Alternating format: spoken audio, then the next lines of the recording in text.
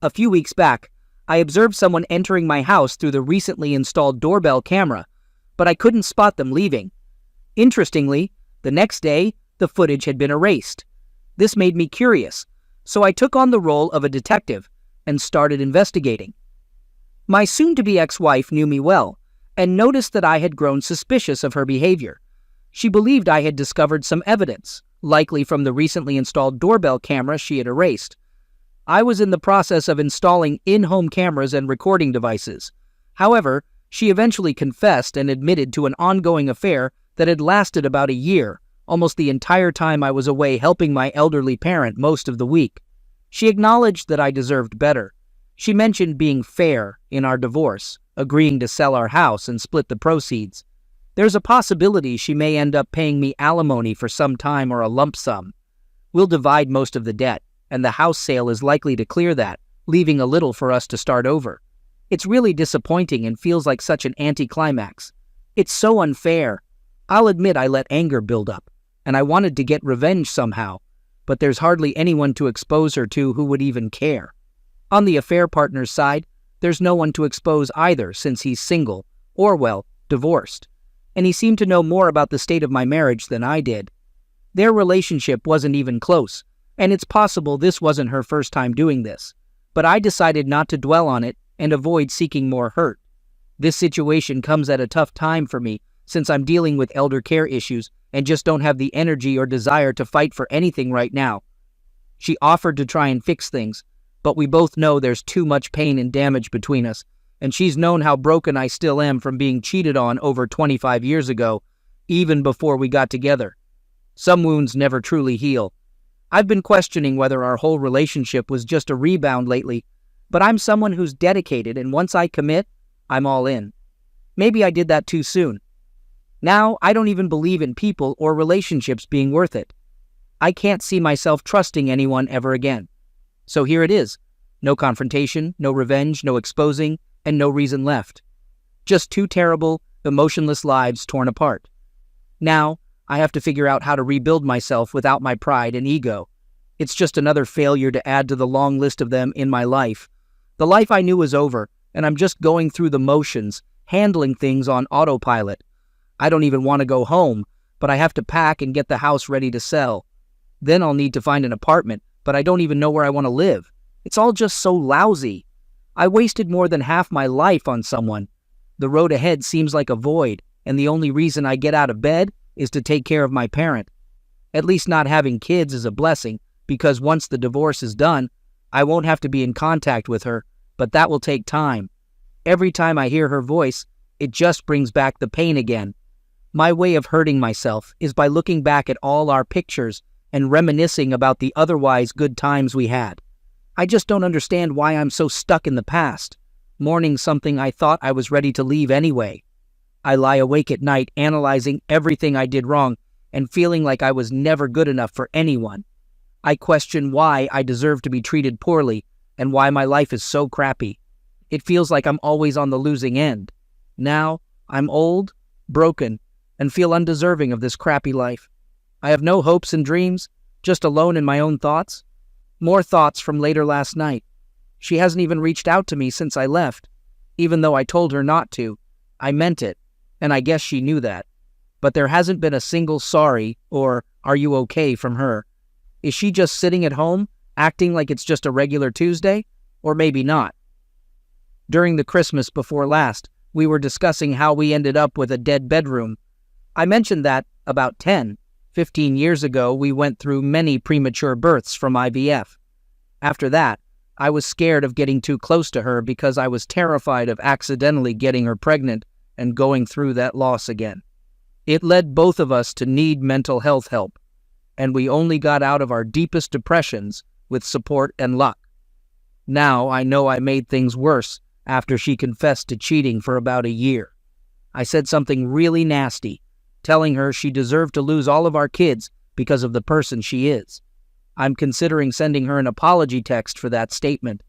But do you think that mentioning my fears from back then, over a year ago, made her flash back to that painful time and then led her to cheat on me? I only ever told my therapist about my fears, and we discussed ways to overcome them. We decided It wasn't the right time to bring it up with my wife. Maybe she blames me for our years of intimacy issues. Maybe it's all my fault. Oh God, what have I done? After thinking about it and probably against better judgment, I called her. I knew she probably wouldn't answer, so I left a voicemail apologizing for what I said. I admitted it was hurtful and not true. I'm sorry we ended up here, but I know it's over. Let's handle this like mature adults, not like the 20-somethings we were when we met. I told her I hope she finds what she needs and left it at that. Last night my wife called me. She appreciated my apology and knew I said those things to hurt her. We didn't talk much, just some apologies and blah blah blah. I mentioned I'll be coming home this weekend, but need her not to be there. It was mostly civil, but I made it clear I don't care where she goes. I even suggested she stay with her boyfriend since that's who she wanted anyway. Of course, she denied it and kept saying she wants me back and that we can work things out. She pleaded for one chance, saying she's never done anything like this before and will do anything to make it up. I have to admit, all I want is to go back in time to any moment from the past year, or even the worst times in our lives, instead of now.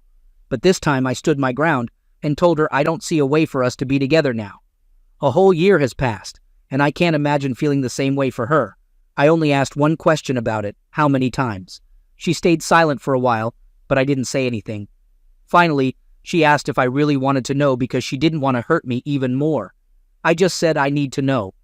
And that's when she shattered me even more. She said it was only a few times in the beginning, but after about a month, it became almost every day I was away, and even some weekends, for about 6 months. In the last few months, it was about once or twice a week when I was away.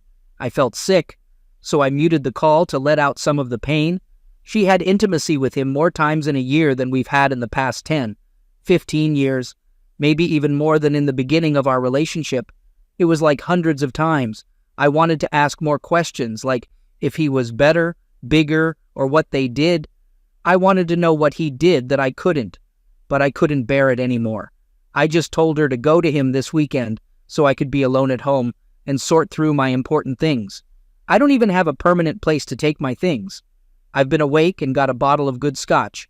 Now I have to work and take care of my parent while dealing with a hangover. So, as we had agreed, I went back to the house to gather some things. Thankfully, she's nowhere in sight. I'm collecting some documents I forgot last weekend, and then packing clothes and other stuff. It's all going faster than I expected. I've got my AirPods in, playing some good tunes to stay positive. I head to the basement and start packing up a few things from there. It's tough, but I'm determined to keep moving forward before I get too down. As I'm in the basement, I faintly hear the sound of water running in the pipes over the tunes. It goes on for a bit before I notice it. I walk upstairs and hear the shower going. I'm like, what the heck? I decide to make myself a cup of coffee and go out to my car. At first I thought about driving away, but I end up just sitting in the driveway. I feel stunned by everything that's happening. I start writing a long and nasty text, but then I decide not to send it as evidence of anything. So I just sit there and wait, hoping she'll leave again. While I'm outside, my new neighbor walks by and introduces himself, seeing me standing outside having a smoke. I don't tell him anything, but I try to be friendly. Just as we're about to say goodbye, the garage door opens, and she's standing behind her car, asking to speak to me. I have to go through introductions with this new neighbor and my wife. We didn't really talk much, and even the new neighbor could feel the tension and left. Once inside, I was still in shock and just asked her why she was there. She explained that she couldn't check into her new place until later and was at the gym, that darn gym again. She wanted to shower and get some more things. She assumed I wouldn't mind and thought she could come and go without it being a problem. I just stood there, wondering who the heck is this person in front of me. After a brief and awkward apology from her, she suggested we shouldn't be hasty while things are still raw. Maybe we should try more counseling, and she knows we still love each other. Blah blah. I looked her in the eye and simply said, "No, please leave. I have things to do, and you agreed to stay away." I told her that this is what she caused, and then went back to the basement. I'm sitting here now, typing this, and trying to control myself and my blood pressure. Thankfully, I just heard the garage door open and close, so she's gone. But I'm still a bit of a mess. I want to get back to packing, but my bourbon collection is staring me in the face. I'll admit, I already had one good drink earlier. If I have another this early, today will be even more of a bust. All right, Here's what happened. Sunday came after another night of no sleep, just packing and feeling so miserable. It was all so tough, going through memories, pictures, and things we chose together. Our wedding album and other stuff only stirred up more emotions I was trying hard to control. But I pushed through and focused on the things that meant the most to me. Unfortunately, one item hit me the hardest: the sealed urn with our children's ashes. We had planned that when one of us or both passed away, we'd mix our ashes and have a relative scatter them in the ocean by our favorite beach. Well, that plan's obviously off now. But here's the thing. I don't know if it's wrong that I want it with me. I mean, I know I have to talk about this with her eventually, but I have no idea how that'll go. I'm not sure if we can have it opened and split the remains. That just feels wrong, like neither of us would have them. I don't even know if that's possible or a thing. I guess I'll ask my attorney once I hire one. At that point, I didn't mention it to her because my trust in her was below zero. Update. Here's what's really going on now. Sunday evening, I'm almost done packing the stuff I'm taking with me for now. I wanted to have enough so that if I couldn't stand to come back for a few weeks, I'd be prepared. Picked some important keepsakes and documents too. We had agreed she'd return after 9, and honestly, I didn't want to be there when she came. I resisted the urge to mess with electronics or the router just to spite her. I felt like, for once, I was being the bigger person, thanks to some supportive calls from a friend and messages here and there. So it's around 7, and I'm loading the last bits into my car. Guess what? No surprise here, she shows up, looks a bit shaken, but nowhere near as bad as I felt inside. She starts talking about how it seemed like I was ready to leave again, and if I could at least talk to her. I was already annoyed that she was there, and I tried to be strong, but I knew it wasn't easy. I told her I didn't want to be too late, and I needed to get back in time to relieve the weekend help with my parent. I only had a few minutes, but if there's something important, she can tell me, and if necessary, I can call her while driving. She said she understood and really wanted to talk about what happened this weekend without me getting angry. She claimed she spent the weekend alone, but I'm not sure if I believe that. She was thinking about everything that happened and what she did to us. She knew I couldn't forgive her, but she said she still loves me and will always be in love with me. She knows I don't believe her now, but she's angry with herself for hurting me so badly and destroying the man who loved her unconditionally and was always there for her. I was trying my best not to shout, sob, hug her, or anything, and just gave her a stoic look of indifference. I'll admit I failed. My eyes watered up, but I struggled not to let the tears fall. Yeah, I failed at that too. I didn't really say much. I just listened and hoped to leave after she said what she needed to. I listened to her saying many things and justifications, reasons why she thought she did this for so long, why she didn't stop herself, and why she thought I didn't care or was cheating on her. She thought I must have been cheating for so many years and that we had become like roommates. Despite everything, she still knew I was the only man she wanted to spend her life with. She wanted to confess to me many times, but she knew I would never be able to accept her back if she told me what she did. She kept insisting that it was all her fault and not mine. She said she'd seek counseling to understand why she did all this for so long. She felt our life together was ruined because she had everything she wanted and believed she could live without intimacy. She seemed to have accepted that. She even told me I could be with other people if I wanted, which sounded like typical cheater talk. But then she confirmed my suspicions. She brought up our conversation from the Christmas before last when she got really angry because I was afraid of being close to her, worried about getting her pregnant again. She thought I used IVF as an excuse and believed I never truly wanted her or a family, especially since I didn't want to adopt. She was upset, feeling that closeness and family were missing from our life, and she blamed me for keeping them from her. She was angry because she thought I blamed her for our child losses and lied about it. She felt I was disgusted by her for losing them and couldn't forgive her. However, she claimed she loved me enough for both of us all those years. When my parent got sick and was out of the hospital, she thought I was using it as an excuse to avoid her. All of a sudden, it clicked in her head, and she realized her worst fears were true. She just wanted to feel loved, but she believed I didn't love her and had been lying the whole time. The so-called gym guy was never even on her radar until all these issues arose. She had never even considered being unfaithful. At first, she wasn't even that emotional with him. She did it out of spite. But then she started missing intimacy and told him it was only about that. She had no intention of leaving me. She claimed she never really talked about me to him, but now I doubt that. Over time, she developed a connection with him and admitted feeling something she hadn't felt in years, though it was nothing compared to what we shared.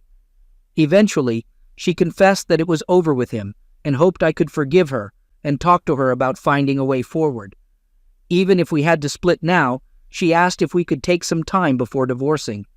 She knows what she did was terrible, but she believes I had been dishonest about this for so many years and should give her the chance she deserved.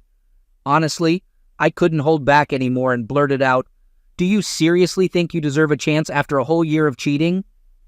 I had shared my deepest fears in therapy, but I never wanted this kind of situation to happen, so I kept them hidden. I tried so hard in the past few years to connect with her, be romantic and engage, but she hardly acknowledged my efforts. I thought being vulnerable and sharing my deepest secret would bring us closer and show how much I cared, but instead she used it to cheat and ruin my life. It shattered me, and thoughts of ending everything crossed my mind every day. She admitted she considered it too, but decided against it for my sake. I couldn't hold it in and yelled, "But you could do this to me? For a whole year?" After calming down, I told her I could never be open and vulnerable with her or anyone else again. She took my fears, weaknesses, and honesty and used them against me, and it changed me forever. I feared that this revelation was the reason for everything that happened afterward, considering the timing and all, according to her. But I still wasn't sure if I believed her when she said it was her first time doing something like this. I was already about 45 minutes later than I planned to leave. I knew I had to rush up the highway, but I wasn't in the right state of mind. Anyway, I left, promising to think more about what she said and call her if I had any questions or more to say. But while driving, all I could do was blast some loud music and cry in pain because my thoughts of causing this mess were confirmed. The ride was even more painful than the first one after D-Day. I ended up not calling her again. Now, in the clear light of day, I'm wondering if I caused all of this, and if she could have seen my posts and used them against me. But to be honest, she's not much into social media, and I doubt she even uses Reddit. It was never on her phone, tablet, or in her App Store history. I can't believe I let my guard down with anyone and shared things I shouldn't have. If I had never opened up, maybe I wouldn't be in this mess. It feels like karma, because I was thinking of leaving last fall anyway. Now, I'm just going through the motions, and it proves I should act like the happy guy and never let my guard down again. I feel like I ruined everything I had.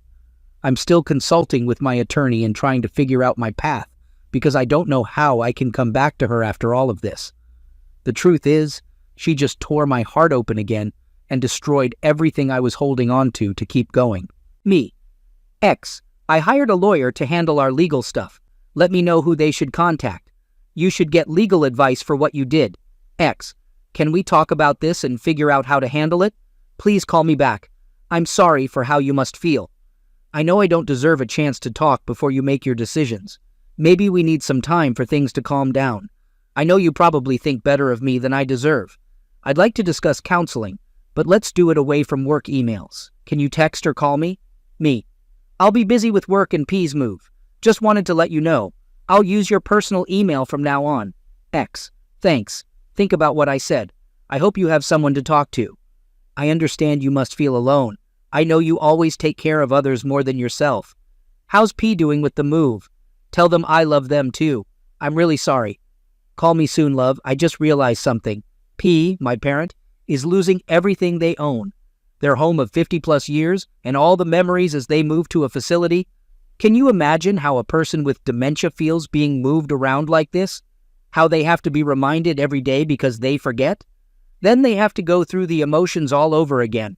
I'm trying to handle it gently, but it's tough. We're figuring out what they really want to keep. After thinking about the conversation more, what really stuck with me was how she talked about not sending stuff to work. At first, I understood, keeping personal stuff separate from work email makes sense. But then I realized she must have used her work phone for this. Her personal phone was always pristine, and I even updated it for her when she got a new watch last Christmas. I guess I could still have overlooked something, though. Anyway, off we go. Update. It's been around a month since my last post about the mess my life and my WW wayward wife have become. I'm sharing this update because things have both improved and worsened at the same time. If you're interested in the whole backstory, you can check my post history for all the details. But to keep it short, my wife of 25 plus years cheated on me for about a year while I was away taking care of my elderly parent most of the week. On the bright side, my parent has been in a care facility for a bit over a month now, and they seem to be adjusting pretty well. I visit them often, and they are generally happy to see me and still recognize me most of the time. I've also handled packing and selling all their stuff and hope to close the real estate deal this week. As for me, I found a better place to stay temporarily. I'm crashing at a friend's place who lives close to work. It's working out well for now, and I considered getting an apartment right away. But this arrangement is doing the job for the short term. Now let's talk about the rest of it. I did serve her with divorce papers, but her lawyer responded in a confrontational way. Recently, I had to deal with a maintenance issue at our old home. It wasn't too serious, but it needed quick attention. Luckily, she wasn't there when I arrived to handle it. I met with the contractor, fixed the problem, and hoped to be gone before she returned. It took a few hours, but I managed to move things around and get it done. But of course, my luck couldn't stay that good. Later that day, I got a call from a doctor saying she had been admitted to the hospital. I'm still her emergency contact and husband, so it wasn't a real surprise. Before I arrived, she had called an ambulance, thinking she was having a heart attack, but it turned out to be a panic attack. However, she also mentioned having constant self-harming thoughts, so they admitted her for observation. She's been there ever since, and I had to call her boss to let them know she'd be out for medical reasons for a while. After talking to the doctor, I realized I needed to go and see her. The doctor said I could visit her since she requested it, but I had to be non-confrontational because she was in a delicate state. I was really confused because I didn't want to visit if it was just the usual cheater script BS. But I still care for her and don't want her to harm herself or struggle to take care of herself in the future. She had been in care for mental health in the past, along with another chronic health issue she's had her whole life. During those tough times, I was there for her 100% and did everything to help her get through it. Also, selfishly, I don't want it to affect our ability to handle our business together. I talked to my friend about it, and they said it's up to me whether I want to visit her or not. I also spoke with my attorney after the first couple of visits. They advised me to be cautious, not make any promises, or say anything that could be used against me, etc. I knew before visiting that cheaters often use attempts to end things as a way to manipulate. But considering her history, I'm aware that this could be a genuine and serious situation she's in. I know, I shouldn't let anything related to her actions suck me in. I don't want to slow down my progress in moving on with my life, but there's a part of me that feels the need to be there for her. It's frustrating that I still have these feelings and wish none of this had happened. But it did. I've tried to be firm with her, but seeing her in such a state might cause setbacks. Now, before you jump on my case, I can't just abandon her. It's not in my nature. She really doesn't have anyone else. Her only close friend lives far away and is dealing with her own serious medical condition right now. So I told her doctor I'd visit her in the hospital, and did that the next day. When I got there, she was a mess. I brought some things she might need since it seemed like she'd be there for a few days. When I arrived, she was still sleeping with an IV and monitors, but they didn't seem related to mental health. I thought maybe it was dehydration or something, but seeing her sleep brought back memories of how beautiful and peaceful she looked, like the person I used to want. As I sat there watching her, all the anger and betrayal feelings came rushing back, but I kept it together. Eventually she woke up, and she was surprised to see me. She begged for a hug and forgiveness, but I told her I was there to make sure she was okay and that I was worried about her. I didn't want to talk about us. We managed to be civil about it all, but there were a lot of tears on her side. We talked for a long time. Then she dropped another bombshell on me, and it felt like my world was crumbling. During her visit to the gynecologist for STD tests and a checkup, they found something that was still being evaluated. I thought, here we go, she's caught an STD, and I'm going to hear about it? But fortunately, it wasn't that. They found fairly aggressive ovarian cancer. Now, I'm no expert, but I know that type of cancer is usually serious. I had to step out of the room for a moment to collect myself. So many emotions were running through me, and I didn't want her to see that. After gathering myself, we talked for a long time. In our conversation, I eventually agreed to help her in any way I can. Part of me wanted to tell her to rely on her BF now, but I made it clear that my decision had nothing to do with us being together. I felt that I would do the same for her if the situation were reversed. But who knows? It turns out her panic attack was triggered by getting this news, and also because I completely ignored her birthday. Plus, she got served with divorce papers in the same week. It's like a perfect storm of crap hit her life. It almost feels like karma. She was feeling overwhelmed and thought ending her life would be easier than facing me and this disease alone. She was losing everything, and now facing the prospect of losing her life on top of it. She didn't want me to suffer from her medical debts either. She thought her life insurance and giving me the house would give me a fresh start. But I managed to convince her that all I want is for her to fight with everything she's got and to be there for her. I told her she is not a reason to end her life. So that's what I've been up to lately. Driving up and down the highways for work, visiting my parent at the hospital, staying with my friend, and now going back to our old home to gather more of her things.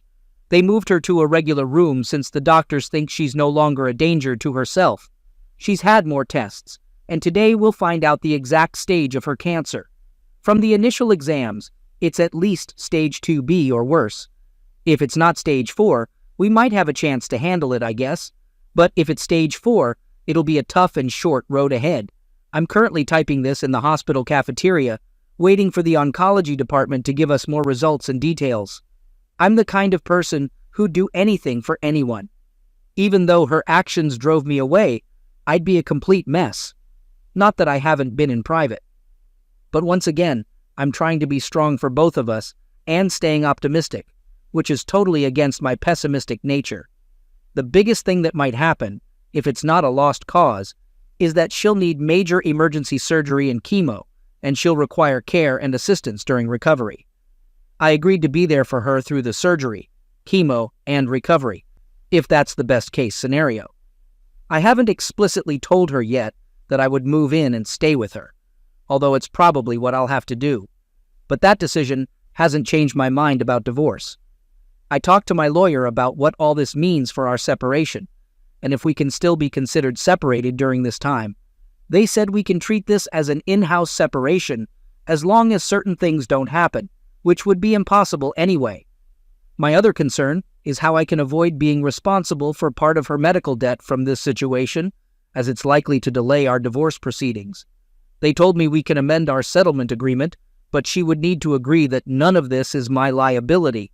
So the question is, can I take care of her through this, avoid getting emotionally connected again, and still move on with my life, no matter how this situation comes to an end?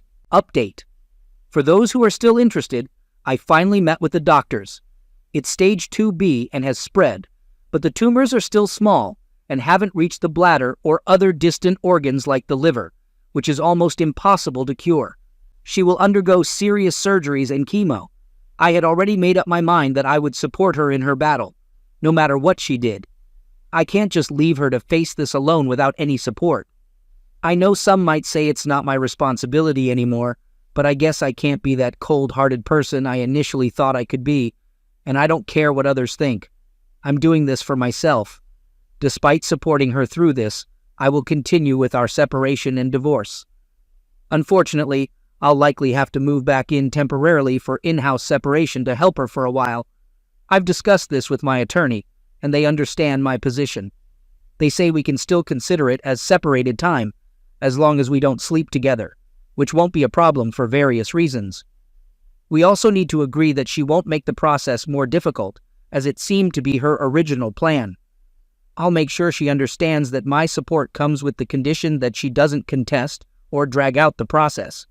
I'll agree to give her time to get better situated. I might feel guilty, like I'm bargaining with her life, but everyone has their limits.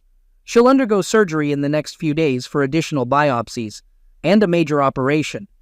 The treatment plan is aggressive, but it's better to stop the spread now. I don't need more details than that. As my post title says, her cheating may have saved her life, as she would likely have caught this too late otherwise. So I guess someone in this situation gets a win. I appreciate all the comments and advice.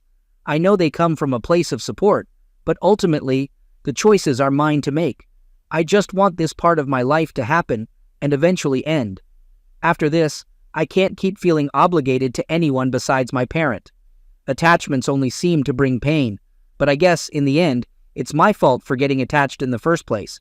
I'll continue to monitor this account and might make updates, but for now, I guess this is the path I have to walk.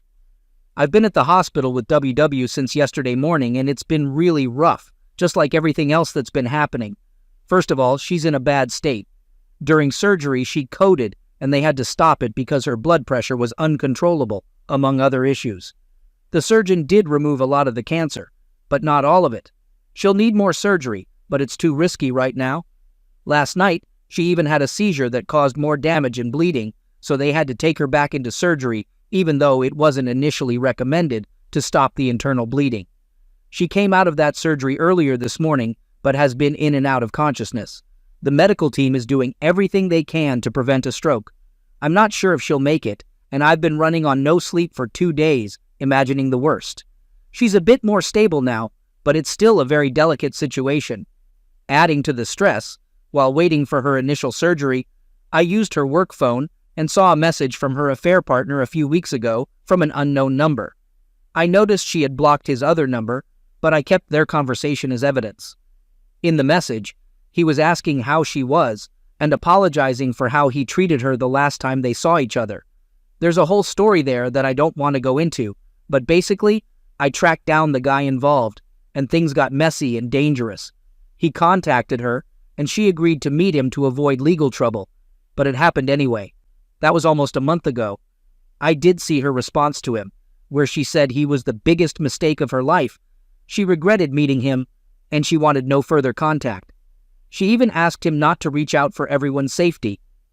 I don't take this as significant since I found it myself, and she didn't admit anything to me, so I guess she still has her secrets. I managed to go through everything, including her work emails and personal accounts. I even looked back far before last year, and I found nothing suspicious before then. But it doesn't change my mind about the divorce or helping her. I'm just ranting because everything is messed up right now. She might live or die without ever knowing that I know this, and the only thing it proves to me is that she's still capable of lying to me. I don't even know if we'll ever get the chance to talk about it. I guess it doesn't really matter at this point anyway. I might be done with my posts now because nothing else really matters if she's not alive or has some brain damage or is in a worse state than expected. I'll still do whatever I can for her and hope for the best. But honestly, I tend to expect the worst. The best thing I can hope for is to get some actual sleep before the end of the week. Update. So here's the latest episode of my crap show today. WW's condition has been up and down, mostly down. They think she had a small stroke, but she's still hanging on and slightly improving over the weekend.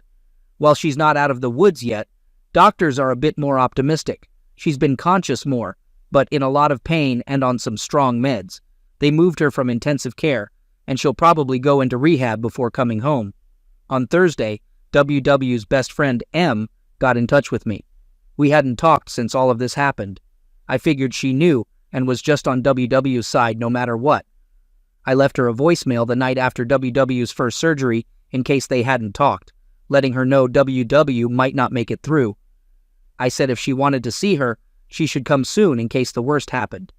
Em and I were never super close, but they've been friends since their teens and went to college together. We've spent time together during holidays and a couple of vacations. So, on Thursday, Em called and expressed how sorry she was that we were going through all this and said she'd like to come see WW. She asked if she could stay at the house. I assumed she maybe thought I was still living there. I told her she could stay and use WW's car if needed. I've been at the house part-time, so it's not empty, but not every night, and it still hurts to stay in my own house. I agreed because she's always been a really good person, and I know losing her friend is weighing on her. Thursday evening, I picked her up from the airport, and we went straight to the hospital. On the way, we talked more about WW's condition and what had happened since the surgery. She finally tells me she knows what happened with us, but she says WW only told her everything a few days before she was initially hospitalized when she got the news about the cancer and was served with divorce papers. She told me they hadn't talked much last year, not like before, but she thought it was because WW was struggling with the news about her own medical struggles, and she wasn't good at handling the possibility of losing her best friend. The crazy part was that she had shared her suspicions with WW that her husband was cheating and how they were trying to work through it. She believed it was just an emotional affair and that he had a crush on someone at work but didn't act on it. Eventually, he realized what he was risking and came back to her, according to her. I didn't say much about it, except to advise her to verify everything he was saying. I hadn't seen anything about this in WW's text conversations, but since we're all over 50, we're probably more phone call people than texters, so it kind of makes sense. The absolute irony and slap in the face for both of us was that she was advising WW on how to approach her husband about it and handle their marriage counseling. She was helping her set boundaries and demand the respect she deserved, etc. M told me how they argued a lot when she confronted WW about everything. She wasn't sure if they could still be friends after discovering how deceitful WW had been to both of us. M even admitted to cursing her out and saying she deserved whatever consequences she faced in the divorce. It's surprising because M is not the type to use foul language. She's pretty religious and proper. After the argument, WW tried calling M a few times, but M ignored the calls. That's also why she didn't answer my call initially when I reached out to her. She thought I might be trying to involve her more in the situation. However, when M heard my voicemail, she realized that she couldn't stay away without seeing WW again, just in case the worst happened, and she didn't want their last words to be during a heated argument. So she called me to arrange a visit to the hospital. We spent a lot of time together this weekend, but don't worry, it wasn't in any wrong way. M shared some more insights with me after her visits with WW. We talked almost every night until very late, and it was kind of nice because she never pressured me to stay together, but I could tell that after each visit, she was becoming more understanding. Last night, M surprised me by telling me something unexpected. DW had asked her to talk to me about DNR, do not resuscitate, and what to do if her condition worsened. W wasn't sure if things got worse, if I could take her off life support. She also expressed that if her condition deteriorated to a point of unbearable suffering or major disabilities, she wanted to end her life. W asked M to convince me to let her go if the time came, and I reached out about it, or if M couldn't handle the outcome. I'm not even sure what circumstances, other than being brain dead, would be legally allowed for that here. Tonight, I'm going to talk to her about this whole situation, but honestly, I'm not sure what to say. I'm the type of person who believes in not prolonging someone's suffering, and I'd probably make the right decision in the right circumstances. But I can't commit to anything more than that, and I'll never be certain if I'm doing it just to be done with all this pain or not. Even in the right medical scenario, I think I'd carry a ton of guilt about this forever. I'll also discuss this with my therapist, but my appointment isn't until later in the week. Quick update. Before she left, I asked her friend M if she would consider being the medical POA, power of attorney, for my wife, and she's thinking about it. I'll also ask a close relative, even though they live far away, but I can't guarantee they'll do it. I won't make any decisions except legal ones. I briefly spoke with my lawyer, and we have a meeting scheduled for tomorrow. However, tonight, I'll let her know that I understand what she wants, but I can't agree to it right now.